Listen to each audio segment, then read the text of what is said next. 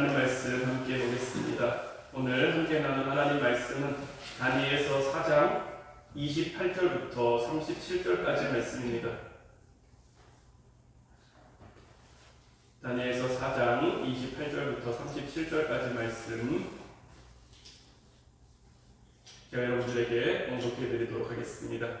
이 모든 일이 다 나 느부갓네살 왕에게 임하였느니라. 12달이 지난 후에 내가 바벨론 왕궁 지붕에서 거닐세 나 왕이 말하여 이르되 이 큰 바벨론은 내가 능력과 권세로 건설하여 나의 도성으로 삼고 이것으로 내 위엄의 영광을 나타낸 것이 아니냐 하였더니 이 말이 아직도 나 왕의 입에 있을 때에 하늘에서 소리가 내려 이르되 느부갓네살 왕아 내게 말하노니 나라의 왕위가 내게서 떠났느니라. 바로 그때에 이 일이 나 느부갓네살에게 응함으로 내가 사람에게 쫓겨나서 소처럼 풀을 먹으며 몸이 하늘이슬에 젖고 머리털이 독수리 털과 같이 자랐고 손톱은 새 발톱과 같이 되었더라. 그 기한이 참에 나 느부갓네살이 하늘을 우러러 보았더니 내 충명이 다시 내게로 돌아온지라. 이에 내가 지극히 높으신 이에게 감사하며 영생하시는 이를 찬양하고 경배하였나니 그 권세는 영원한 권세요 그 나라는 대대에 이르리로다. 땅의 모든 사람들을 없는 것 같이 여기시며 하늘의 군대에게든지 땅의 사람에게든지 그는 자기의 뜻대로 행하시나니 그의 손을 금하든지 혹시 이르기를 내가 무엇을 하느냐고 할 자가 아무도 없도다. 그때에 내 충명이 내게로 돌아왔고 또 내 나라의 영광에 대하여도 내 위엄과 광명이 내게로 돌아왔고 또 나의 모사들과 관원들이 내게 찾아오니 내가 내 나라에서 다시 세움을 받고 또 지극한 위세가 내게 더하였느니라. 그러므로 지금 나 느부갓네살은 하늘의 왕을 찬양하며 칭송하며 경배하노니 그의 일이 다 진실하고 그의 행하심이 의로우심으로 교만하게 행하는 자를 그가 능히 낮추심이라. 아멘. 오늘 이 시간에는 불필요한 고난에 빠지지 말자라는 제목 가지고 함께 은혜를 나누기를 원하는데, 모든 인생은 사실 고난에서 자유로울 수 없습니다. 고난과 아픔을 피해갈 수 있는 인생은 그 누구도 없어요. 돈이 많으면 돈이 많은 대로, 돈이 없으면 없는 대로, 능력이 많으면 많은 대로, 또 능력이 없으면 없는 대로 모든 사람은 고난을 피해 갈 수는 없습니다. 또 고난의 종류도 굉장히 천차만별이에요. 무슨 놈의 종류가 그렇게 많은지, 이것이 지나면 또 다른 게 오고, 이것만 지나면 괜찮겠지 했는데 이게 지나고 보니 또 다른 것들이 우리를 향해 다가오고 있고, 그래서 우리 인생길은 늘 고난길에 직면해 있는 그러한 과정이라고 볼 수도 있을 것 같아요. 오늘 우리가 함께 나눈 이 말씀 가운데 느부갓네살 왕 역시 극심한 고난 가운데 빠져있죠. 그는 당시 최고의 권력자고 왕이고, 그럼에도 불구하고 이 고난으로부터 자유로울 수 없었어요. 오늘 보면 33절 말씀 보면 바로 그때에 이 일이 난 느부갓네살에게 응함으로 내가 사람에게 쫓겨나서 소처럼 풀을 먹으며 몸이 하늘이슬에 젖고 머리털이 독수리 털과 같이 자랐고 손톱은 새 발톱과 같이 되었더라. 이제 이 말씀을 가지고 그림으로 표현하니까 정확한지는 모르겠습니다만은 이런 느낌 정도가 될 것 같더라고요.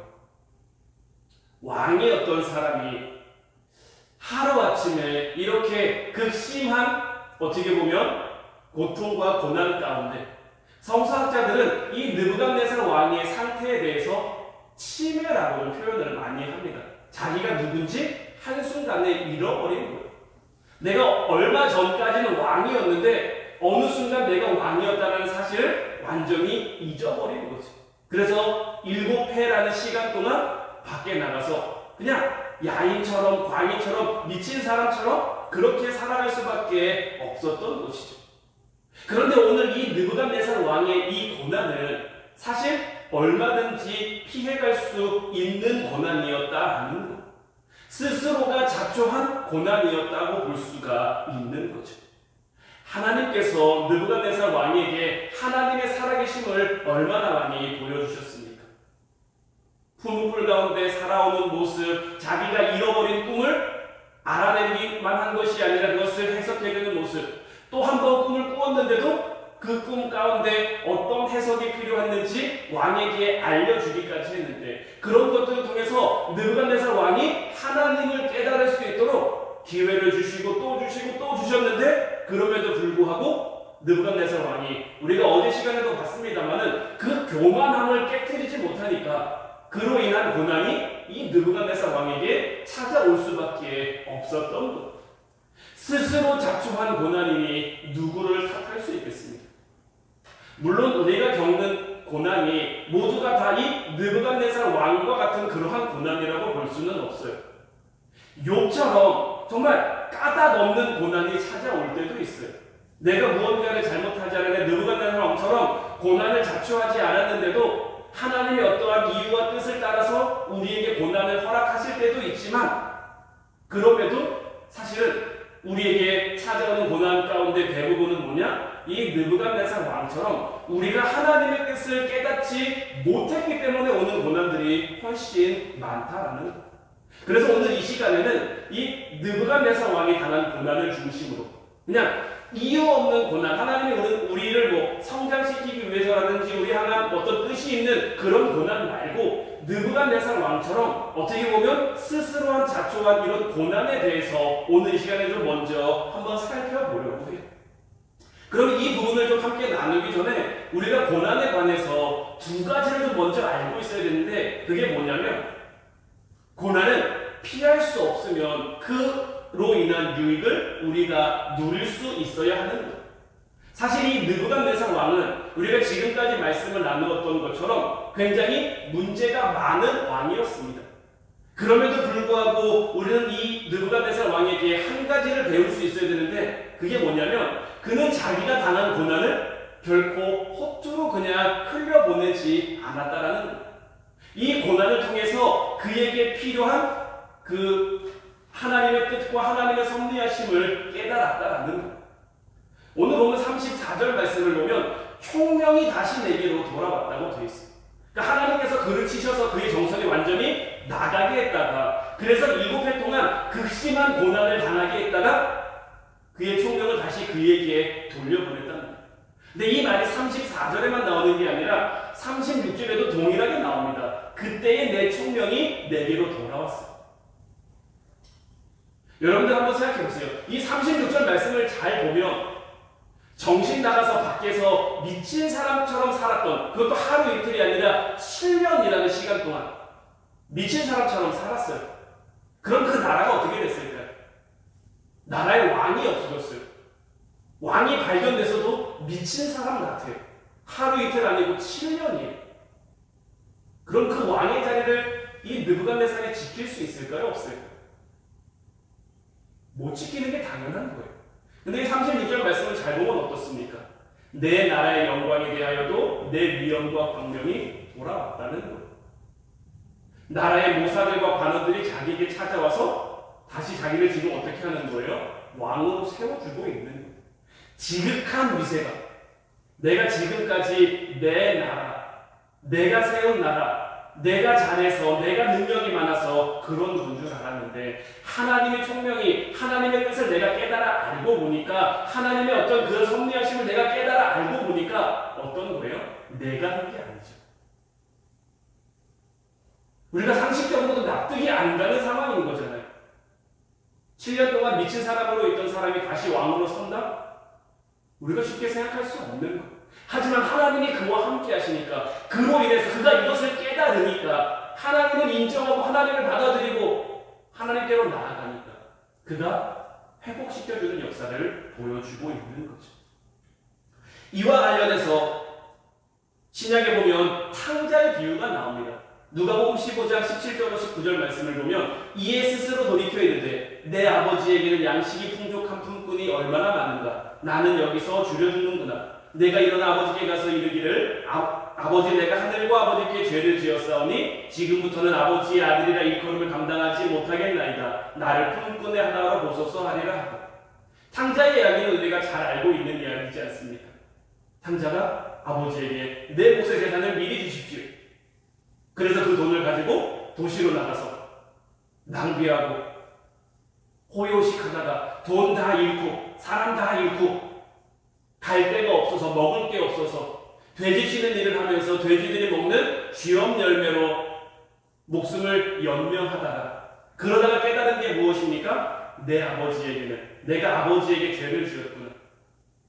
스스로 돌이킨, 물론 과정이 좋진 않았습니다. 이 힘든 이 고난 누가 자초한 겁니까? 탕자 스스로가 자초한 거예요.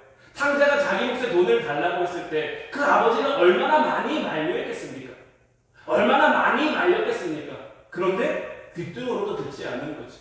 그런 말들 다 허투루 듣고 다 날려보내고 자기 뜻대로 자기 생각대로 도시로 가면 다 좋을 거야. 나는 성공할 수 있을 거야. 나는 잘할 수 있을 거야. 느부갓네살 왕의 모습과 크게 다르지 않는 모습인 거예요. 자기가 잘할 수 있을 줄 알았는데 자기가 최고인 줄 알았는데 막상 나가보니까 그게 아닌 거지. 세상 가운데 홀로 내던져지니까 자기는 아무것도 아닌 것이고 이제 그 사실을 깨닫고 다시 돌이키는 거. 이러한 과정, 물론 뼈아픈 과정이고 힘든 고난의 순간들이었지만 그래도 이 과정들을 통해서 하나님의 뜻을 깨달았으니 그래도 이건 다행인 거죠. 탕자에게도 배워야 할 것이 바로 이러한 부분이에요. 구약의 인물들 가운데 또 문제 많은 인물 하면 우리가 야곱을 떠올릴 수 있습니다. 야곱이 누굽니까? 이름부터 사기꾼, 이름부터 속이는 자. 근데 사실 이 야곱은 가만 생각해보면 굉장한 신앙의 명문 가문에서 태어났어요. 야곱의 할아버지가 누구죠? 야곱의 할아버지가 아브라함이에요. 아브라함. 믿음의 조상. 그의 아버지는 이삭. 100배의 축복을 받은 이삭이 그 아버지란 말이에요. 할아버지, 아버지, 그 할머니, 어머니 할 것 없이 다 대단한 믿음을 가진 대단한 믿음의 소유자인데 그러한 가정에서 지금 누가 태어난 거예요? 야곱이 태어난 거죠. 그런데 그는 어려서부터 사기꾼 기질이 굉장히 다분했어요. 형 에서를 속여서 팥죽 한 그릇에 장자권을 빼앗아 오기도 했고요. 창세기 28장을 보면 이제 형이 받아야 될 그 축복을 자기가 받고 싶어서 어머니와 짜고 형과 아버지를 속였죠. 그리고 그 일이 발각이 나서 형이 자기를 죽이려 오니까 이제 형을 피해 삼촌 라반의 집으로 도망가고 있는 거예요. 창세기 28장 11절 말씀을 보면 한 곳에 이르러는 해가 진지라 거기서 유숙하려고 그곳에 한 돌을 가져다가 베개로 삼고 거기 누워 자더니 사실 이렇게만 보면 이 상황이 얼마나 좀 안 좋은 상황인지 우리 잘 깨닫지 못하지만 야곱이라는 사람에 대해서 야곱이라는 인물에 대해서 우리가 좀 생각해보면 우리가 이 말씀을 조금 더 몸으로 느낄 수 있는데 그게 뭐냐면 야곱의 성품은 밖에 나가서 돌아다니는 걸 좋아하는 사람이 아니에요. 늘 장막에 머물며 어머니와 함께 어떻게 보면 살림하는 걸 좀 좋아하는 사람, 음식하는 걸 좋아하는 사람이 바로 이 야곱이었단 말이에요. 어디 혼자 밖에 나가 하루 잠이라도 자봤겠습니까? 어디 밖에 나가 형 에서처럼 사냥이라도 해봤겠습니까? 그런 것과 관련 없이 자란 인물이 바로 이 야곱인데 지금 광야 한복판에 자기 홀로 덩그러니 내던져져 있는 거죠. 자기를 지켜줄 만한, 자기를 보호해줄 만한 장막도 없어요. 그저 그곳에 있던 한 돌을 베개로 삼아 누웠단 말이에요. 누웠는데 잠이 올까요? 바람 소리만 휘 들려도 저 멀리서 동물 소리만 조금 들려도 그 마음에 두려움과 불안함이 가득했을 거예요. 그런데 참 야곱이 대단한 게 뭐냐면 이런 상황 속에서도 뭘 깨닫느냐? 창세기 28장 11절 말씀을 보면 야곱이 잠에 깨어 있는데 여호와께서 과연 여기 계시거늘 내가 알지 못하였다. 야곱이 꿈을 꾸죠. 사다리를 타고 하나님의 사자들이 오르락내리락 하는 것을 보고 그 전까지는 굉장히 그곳이 무서운 곳이고 두려운 곳이고 내가 여기서 잘할 수 있을까? 삼촌 라반의 집까지 무사히 갈 수 있을까? 걱정과 염려. 그런데 사실 이 고난도 누가 자초한 겁니까? 야곱 스스로가 자초한 거예요. 어떻게 보면 축복의 눈이 멀어서 축복을 내가 받을 수만 있다면 난 뭔 짓을 해도 괜찮아. 다 상관없어. 그렇게 자기 뜻대로 자기 생각대로 일을 저질렀는데 그 일의 결과가 자기를 지금 이러한 상황으로 내몬 거죠. 근데 이런 상황 속에서도 지금 야곱은 하나님의 뜻을 깨닫고 하나님이 그래도 나와 함께 하시는구나를 깨닫는 고난의 과정에서 깨달음을 얻는다. 사실 이것만으로도 사실 굉장히 대단한 거예요. 우리의 인생은 두 종류라고 할 수 있어요. 뭐 고난이 있는 인생, 고난이 없는 인생 이렇게 두 종류가 아니라 처음에 말씀드린 것처럼 누구에게나 고난은 있어요. 다만 그 고난 앞에서 고난을 통해 하나님의 뜻을 배워가는 인생이 있는가 하면 죽어라 고생을 했는데 아무것도 얻지 못하는 그러한 인생이 있다라는 것. 굉장히 슬프고 안타까운 것은 이 땅을 살아가는 대부분의 사람들, 그리스도인들이라고 말하는 대부분의 사람들도 전자에 속했으면 좋겠지만 전자보다는 후자에 속하는 경우가 훨씬 더 많다라는 것. 그리고 이 후자의 고난이 찾아오는 이유 가운데 가장 많은 부분을 차지하는 게 교만의 문제라는 것.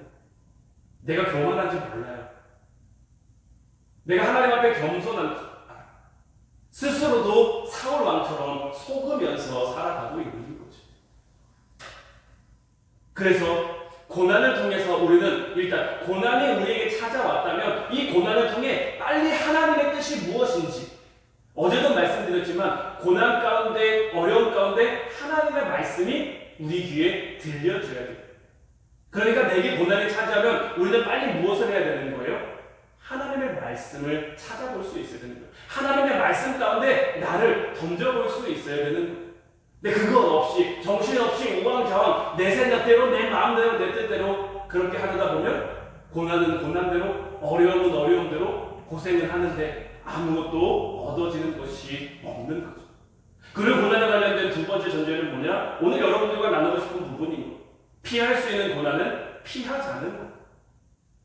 어떤 인생이고 고난은 피할 수 없다라고 했는데 이거는 이제 총체적인 고난에 대한 그러한 부분이고 좀 부분적으로 살펴보면 고난의 종류에 따라서 우리가 마음만 먹으면 얼마든지 피할 수 있는 고난이 있고 말씀드린 것처럼 우리가 당하는 고난들 가운데 대부분은 이렇게 피할 수 있는 그러한 고난이다. 오늘 말씀에 나와 있는 느부갓네살 왕도 바로 이러한 경우인 거죠.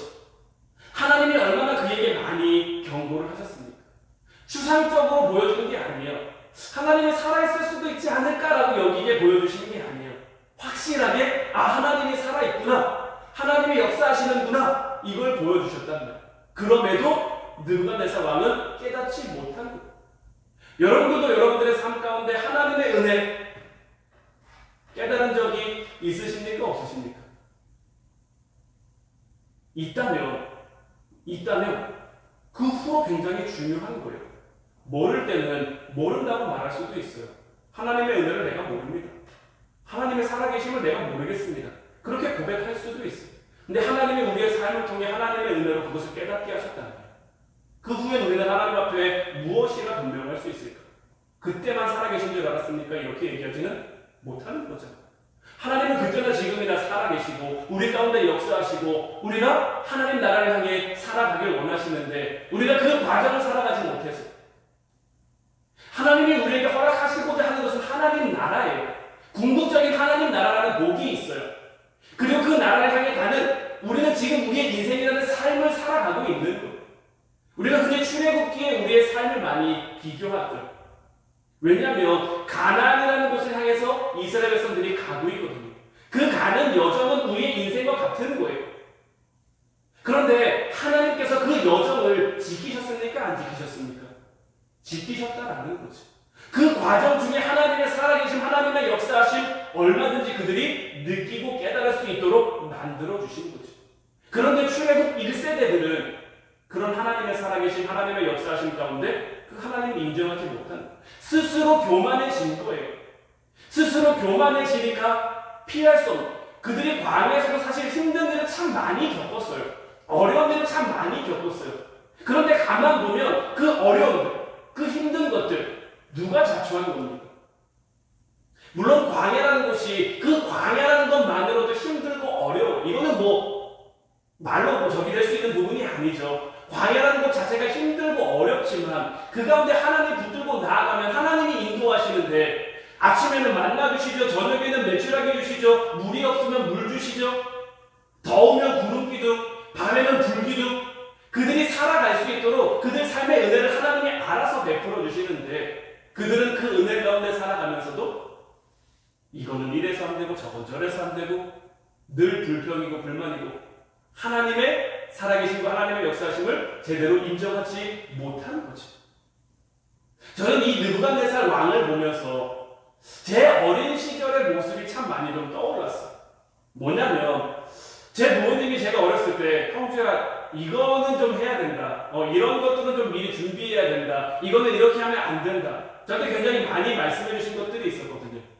근데 제가 그 말을 들었을까요? 안 들었을까요? 그때는 몰랐죠. 왜 필요한지, 왜 해야 되는지. 아무리 귀에 못이 박히게 들려줘도 그냥 잔소리 하는 것 같고 싫은 소리 하는 것 같고 그래서 시간을 지나고 보니까 이제 와서는 그런 부모님의 그 얘기들이 이해가 되는 거죠. 그리고 제가 그 제 부모님이 했던 그런 행동들을 지금 제가 누구에게 하겠습니까? 서연이나 요엘이나 세아에게 똑같이 하겠죠. 서연아 이건 이렇게 해야 돼. 요엘아 이건 이렇게 해야 돼. 세아 이건 이렇게 해야 돼. 근데 서연이와 요엘이와 세아가 제 말을 잘 들어줄까요? 안 들어줄까요? 벌써부터 드는 생각은 그리 잘 들어줄 것 같지는 않아요. 그렇다고 그들을 탓할 수는 없죠. 왜? 저도 그랬으니까요. 여러분들은 안 그렇습니까? 여러분들의 어린 시절 그때는 부모님들의 얘기가 그냥 잔소리 같았는데 시간이 지나고 보니 그게 맞는 말이었고 옳은 말이었고 이제 지금 와서 여러분들도 여러분들의 자녀를 키우면서 안타까운 마음에 자녀들에게 얘기하는데 그런 것들 잘 안 들어주는 거예요. 근데 이게 신앙 안에서도 우리에게 마찬가지라는 거예요. 인간의 미련함이라는 것이 바로 이러한 부분에서 드러나는 거죠. 아무리 가르쳐줘도 직접 해봐야, 직접 경험해봐야, 직접 막다른 골목에 가달아 봐야 그제서야 이게 아니구나. 여기가 아니구나. 내가 잘못됐구나. 내가 잘못했구나. 그것을 깨닫는 것이 우리들의 모습입니다. 느부갓네살 왕 역시 바로 이러한 점에서는 어리석은 그는 고난 후에 큰 교훈을 깨달은데 물론 교훈을 깨달은 것도 중요하지만 기왕이면 그 고난을 겪기 전에 깨달았다면 얼마나 더 좋았겠습니까? 우리는 이런 어리석음에서 얼마나 벗어나 있는지 지금 내 삶 가운데 어려움이 있다면 내 삶 가운데 지금 문제가 있다면 이 어려움과 문제가 무엇으로 인한인지 물론 욥처럼 까닭 없는 하나님이 나를 단련하시기 위한 연단하시기 위한 그러한 시험일 수도 있어요. 하지만 하나님의 말씀에 빗대봤는데 나에게 뭔가 좀 잘못된 부분이 있어요. 나에게 뭔가 틀린 부분이 있어요. 그럼 우리 하나님의 시험과 연단은 언제까지 계속될까요? 이것을 내려놓을 때까지. 이건 역시 우리 하나님께서 우리를 사랑하시기 때문에 우리를 미워하셔서가 아니죠. 우리를 징계하시기 위해서가 아니죠. 우리를 사랑하셔서라는 것을 빨리 깨닫고 불필요한 고난으로부터 돌이킬 수 있는 여러분들 되시기를 주님의 이름으로 축원해 드립니다. 그래서 우리는 불편한 고난을 피하기 위해서는 일단 가장 먼저 스스로 교만을 꺾어야 한다는 것. 오늘 보면 37절 말씀 다시 보면 나 느부갓네살은 하늘의 왕을 찬양하며 칭송하며 경배하노니. 사실 이 37절 말씀은 굉장히 느부갓네살 왕의 놀라운 고백이면서 또 한편으로는 느부갓네살 왕의 굉장히 좀 안타까운 모습이 담겨 있는 것. 이제서라도 하나님의 능력, 하나님의 놀라움을 깨달은 그 느부갓네살 왕이 대단하기도 하고 또 한편으로는 말씀드린 것처럼 고난당하기 전에 이것을 미리 깨달았으면 얼마나 더 좋았을까 하는 그런 안타까움인 거죠. 우리가 어제 시간을 통해서 느부갓네살 왕과 다윗 왕의 공통점이 있다고 말씀을 드렸죠. 둘 다 교만한 시간을 겪었어요. 근데 공교롭게도 둘 다 왕궁 옥상을 거닐 때 이 교만함을 겪었다라는 거죠. 어떤 의미에서 저는 옥상이 참 위험한 곳이다라고 여러분들에게 말씀드리고 싶어요. 왜냐하면 우리 눈에 뭔가 많이 보여지면 세상이 우리 눈에 많이 들어올 수밖에 없는. 그래서 옥상이 나쁘다는 이런 얘기가 아니라 그냥 상징적으로 의미적으로 봤을 때 자꾸 우리 눈에 많은 것이 보여요. 왜 견물생심이라는 말이 있잖아요. 보면 욕심나고 보면 우리 마음이 흔들리고 동할 수밖에 없는. 그래서 많은 것이 보여지는 것. 결국 이 느부갓네살 왕과 다윗 왕도 그 옥상에 올라가서 자기 나라를 쭉 바라보니까 내 나라가 이렇게 대단하구나. 내 나라가 이렇게 어마어마합니다.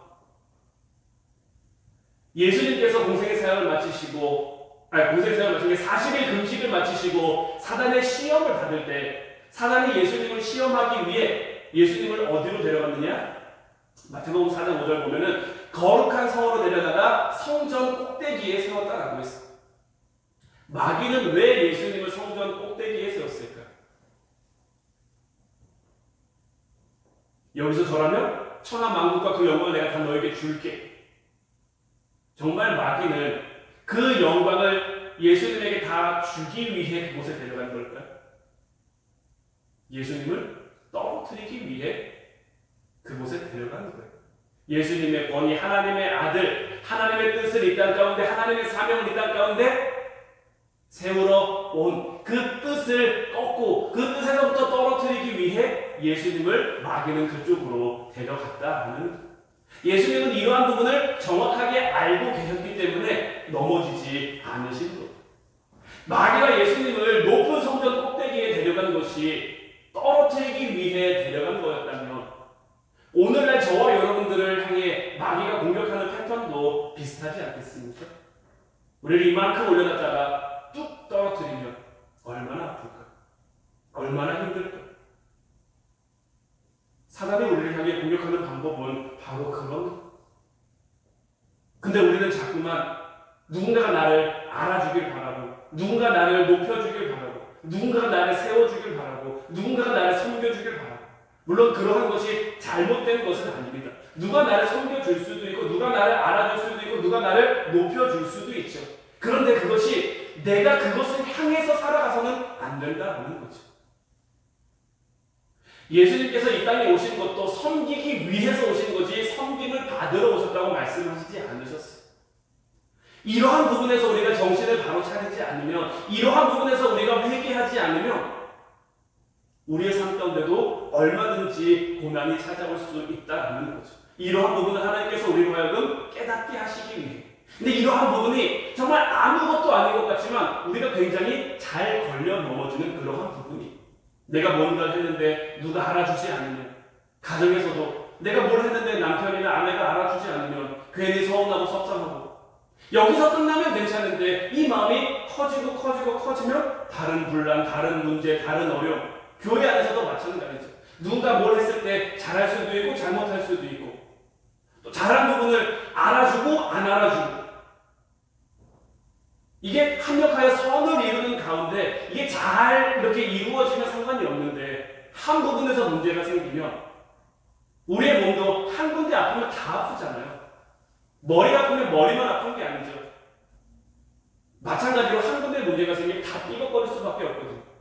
이게 하나님이 세우신 공동체의 어떤 그런 특징인 거예요. 하나님은 가정을 하나로 만드셨어요. 교회를 하나로 만드셨어요. 우리가 사는 이 땅 가운데 우리가 합력하여 선을 이루어 하나로 가게 되어 있는데 그 가운데 문제가 생깁니다. 그래서 사도 바울은 빌립보서 2장 3절 말씀을 통해 우리에게 무엇을 권면하고 있냐면, 아무 일이든지 다툼이나 허영으로 하지 말고 오직 겸손한 마음으로 각각 자기보다 남을 낮게 여기고. 이 말씀을 공동번역 버전 성경으로 다시 보면, 무슨 일에나 이기적인 야심이나 허영을 버리고 다만 겸손한 마음으로 서로 남을 자기보다 낮게 여기십시오.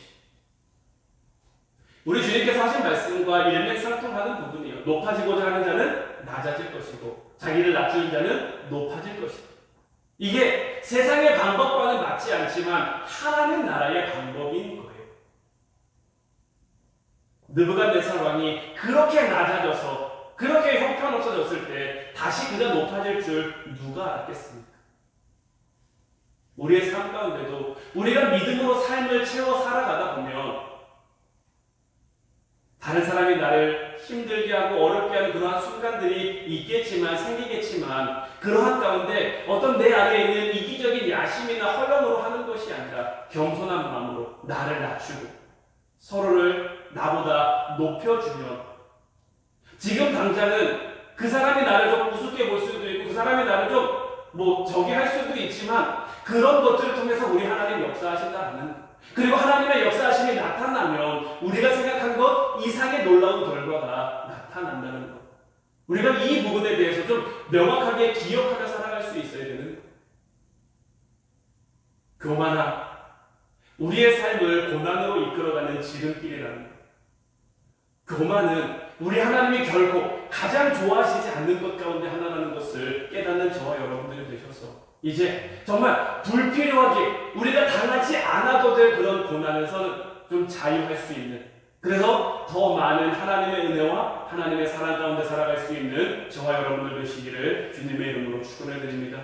이제 우리 찬양하고 같이 기도하길 원하는데, 오늘 이 시간에는 약한 나로 강하게라는 찬양, 정말 이 찬양의 가사처럼 내가 약해도 하나님이 날 강하게 하시고, 내가 가난해도 하나님이 날 구하게 하시고, 내가 잘 보지 못해도 하나님이 보게 하시면 이것으로 다 이루어질 수 있는, 이제 이 고백을 정말 우리 입술에 담아, 우리의 마음에 담아, 정말 우리의 삶을 통해 나타낼 수 있기를 소망합니다.